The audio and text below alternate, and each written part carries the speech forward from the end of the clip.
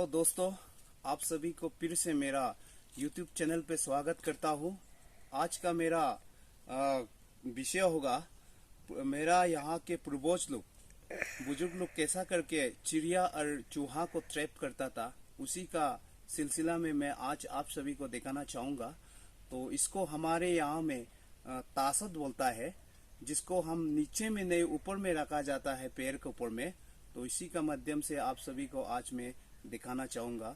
मगर दोस्तों, आप सभी को मैं एक बात ये बताना चाहूँगा कि आप मेरा इस वीडियो को देखकर आप इससे फॉलो करके आप चिड़िया और ये चूहा को ट्रैप नहीं करना है। जस्ट मैं आप सभी को इसको इसीलिए दिखा रहा हूँ कि मेरा पूर्वज लोग ऐसा क्या करता था। मगर आज भी हमारे यहाँ में इस चीज़ को प्रैक्टिस किया जाता है, अपना ट्रेडिशनल को कायम रखने के लिए। और इन दिनों आप सभी को मैं बताना चाहूँगा कि हमारे यहाँ में एयर गन .22 और बंदूक को यहाँ बंद करके रखा गया है। गवर्नमेंट ऑफ अरुणाचल प्रदेश से भी ऑर्डर आया हुआ है और हमारे यहाँ के लोकल अथॉरिटीज गांव बुरास लोग भी उसको बंद करके रखा है। तो हम सब गाँव वाला उसी सहमत हूँ। जीव जंतु जानवर लोग को हम लोग नहीं मारना चाहिए। हम लोग का एनवायरनमेंट में उस लोग को भी जिंदा रहने देने चाहिए। तो इसीलिए आप सभी से मैं दरखास्त करता हूँ, हो सके तो हम सब जानवर को नहीं मारना चाहिए। चलिए दोस्तों, देखते जाइएगा मैं कैसा करके आप सभी का बीच हाईलाइट करता है। आप वीडियो पे बने रहेगा, स्किप मत कीजिएगा।